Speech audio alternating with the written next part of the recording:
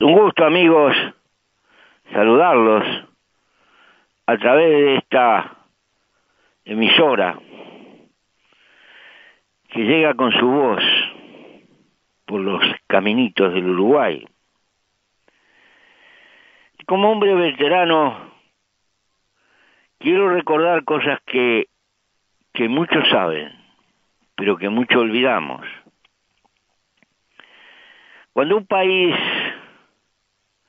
crece al 6% anual en una década, aproximadamente, duplica todo su Producto Bruto.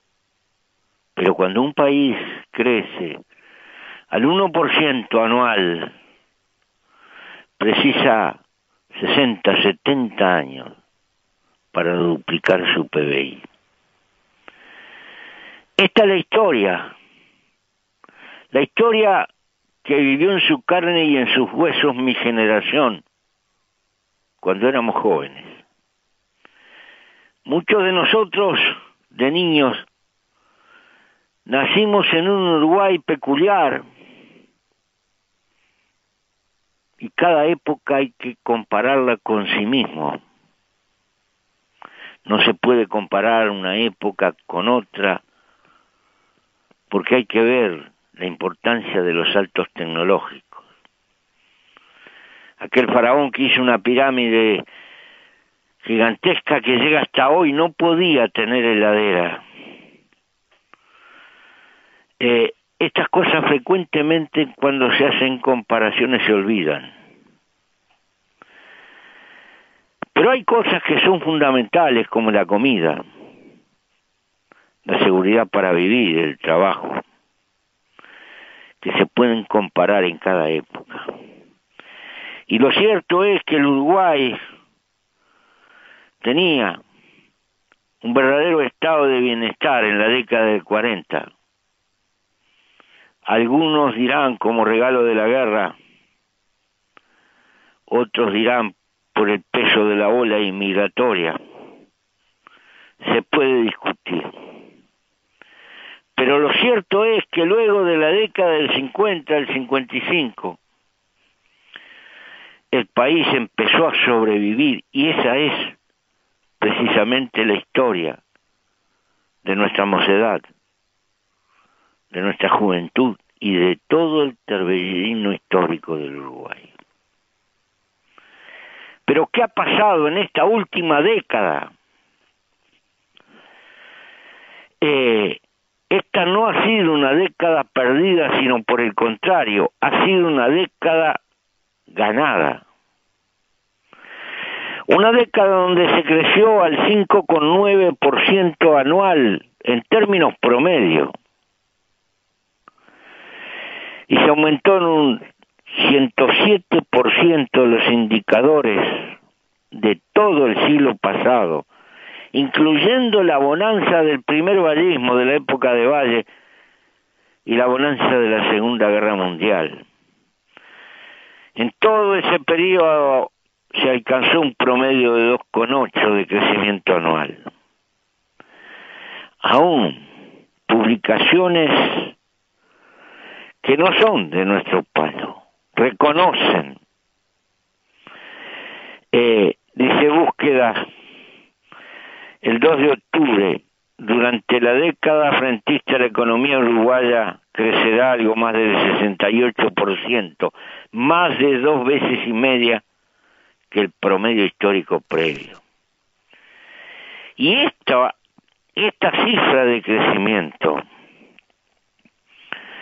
hace polvo la falacia que pretende señalar que todo es consecuencia de una especie de viento de cola. ¿Por qué? Porque el Uruguay creció el doble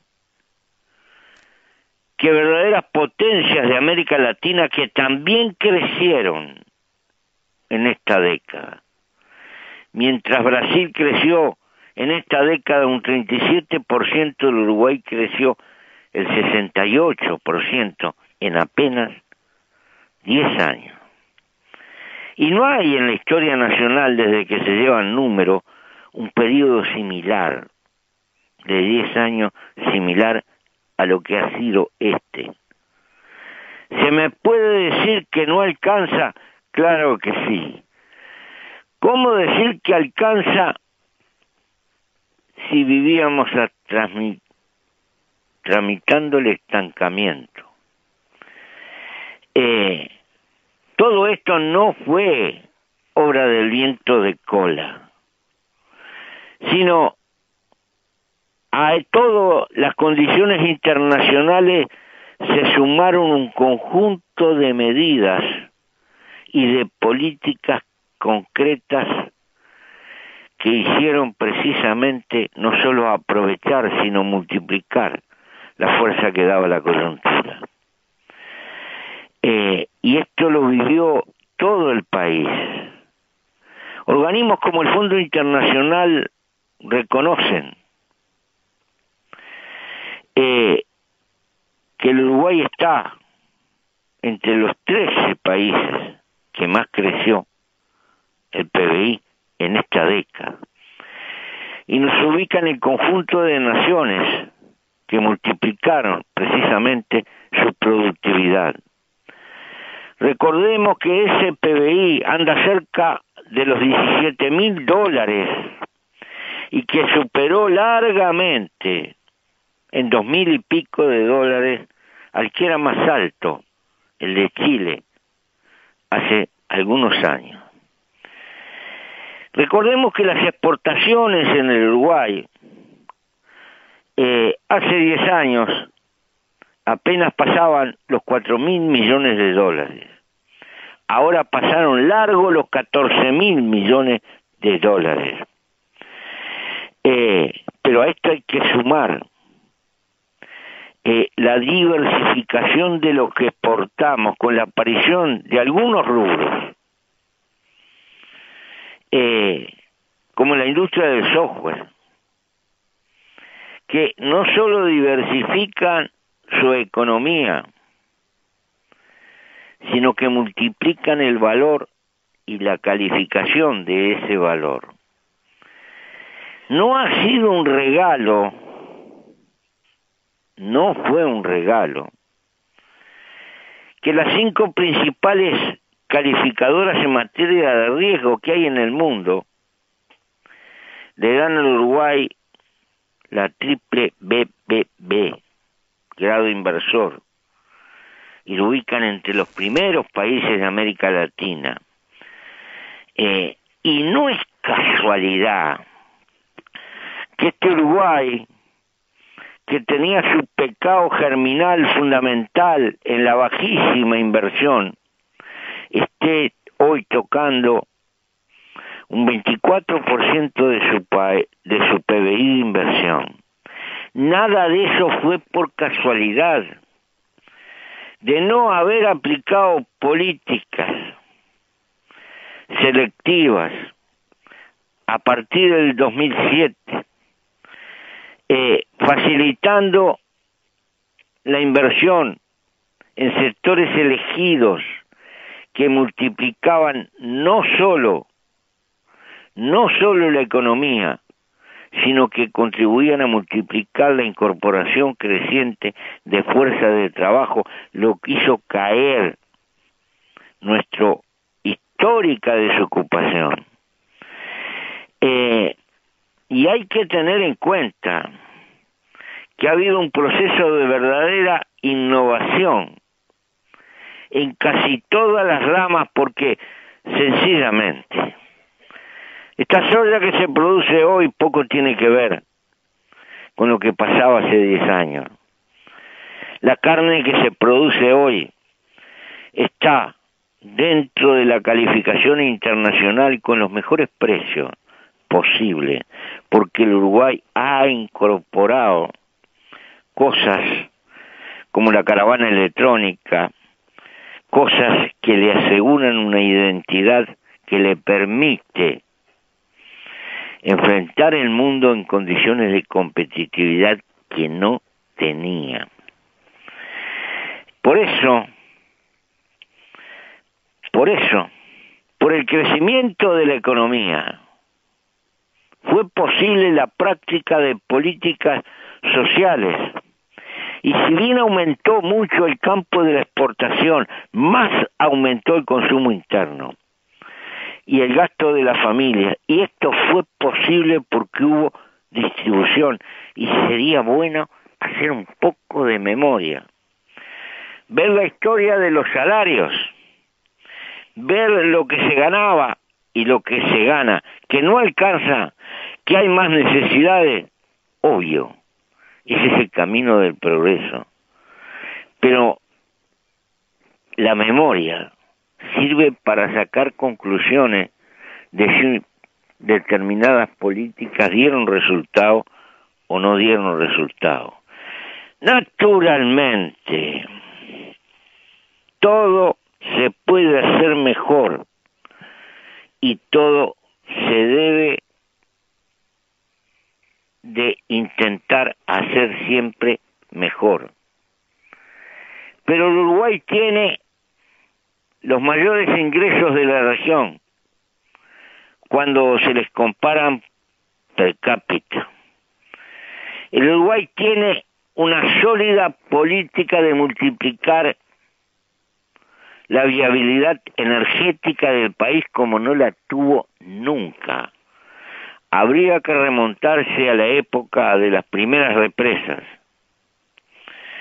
El Uruguay tiene una masa de reservas y de recursos y tiene un manejo de su deuda pública que fue nuestra gran esclavitud. Hace 10 años, cuando se llegó al gobierno, nuestra deuda significaba más del 70% del PBI del Uruguay. Hoy, nuestra deuda significa alrededor del 23% de nuestro PBI. Se me puede decir que en números la deuda creció, pero la deuda se debe de comparar con la riqueza global de toda la economía y no en términos absolutos. Y no solo eso, más del 60% de nuestra deuda de hoy es en pesos uruguayos, fue transferida, lo cual nos pone a cubierto de contingencias de las variables de carácter monetario. Cualquiera que conozca un poco de historia económica del Uruguay sabe que durante décadas la principal sangría del Uruguay era el hacer frente a la remesa del pago de la deuda en el exterior. Esto, con un manejo profesional, buscando estirar los plazos, cambiar deuda cara por deuda más barata, un manejo permanente y sobre todo una marcha de la economía que permite recaudar por todas partes, le da esta solidez al Uruguay, al mismo tiempo que le ha dado la posibilidad de una acumulación de reservas importantes como no tuvo desde épocas inmemoriales. Todo eso fue económicamente lo que hizo posible el enorme gasto social, buscando atemperar las condiciones de vida de los más débiles. Pero hay que señalar desde este punto de vista que por lejos hoy este Uruguay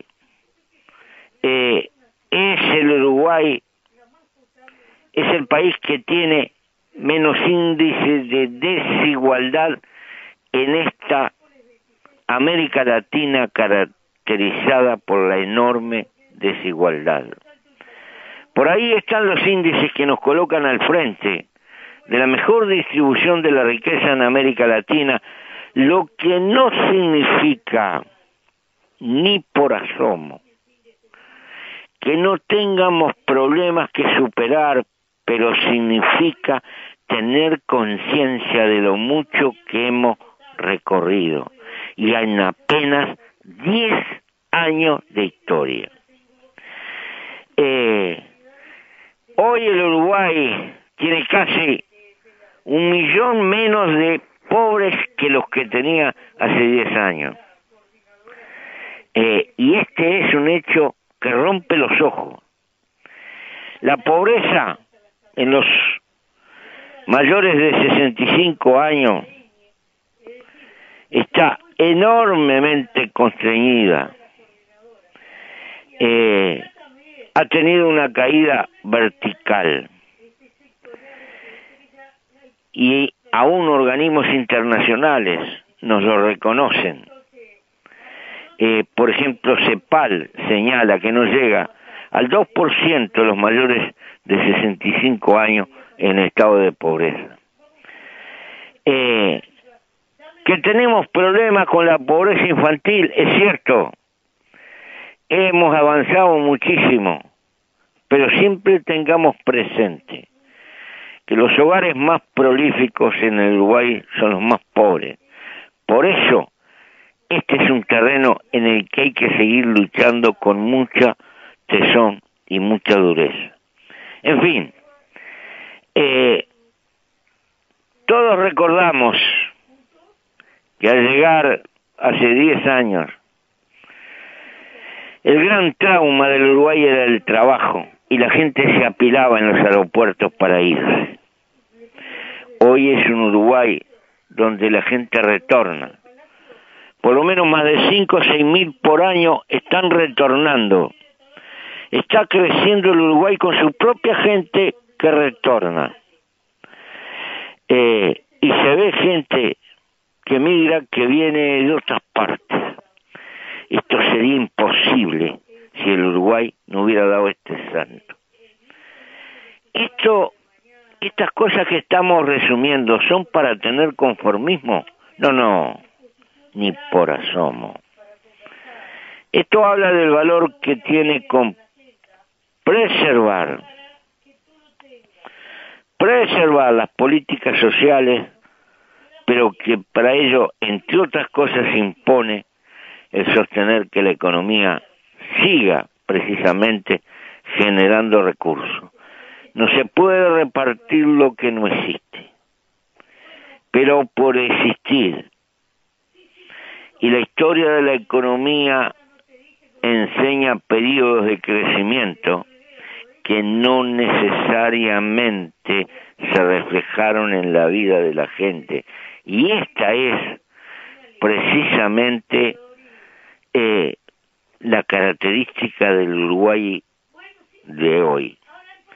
The Economist, una revista privilegiada en materia de economía, señala al Uruguay como una pequeña joya oculta en América del Sur. ¿Será que se ponen a elogiarnos porque sí? ¿O es porque los números comparativamente lo están indicando? Naturalmente.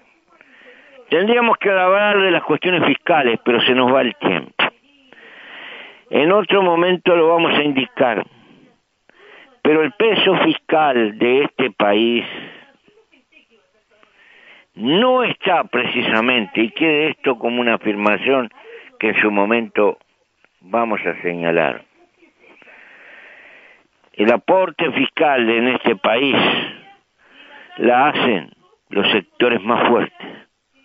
No lo hace precisamente los niveles corrientes de la clase media, y sí lo hacen los sectores que componen el 20% de nuestra sociedad y que está en mejores condiciones. No tenemos que disimular que en lugar de tener una política fiscal pareja, aplicamos el principio que pague más el que tiene más. Y por esto se nos puede criticar. No queremos disimular esta contradicción. Creemos que quienes están mejor económicamente tienen precisamente que hacer el mayor aporte para la marcha de la vida social de nuestro país. Y esto no hay que ocultarlo ni disimularlo. Pero hay que recordar que en este país, en las épocas bravas, se le cobraba prácticamente a todos. Y con el peso tremendo del IVA y del COFI, los que más terminaban pagando eran los masivos sectores más humildes que no pueden renunciar a los gastos cotidianos del hogar. Esto es parte de la historia del Uruguay y buena cosa sería de vez en cuando recordar lo que hemos vivido.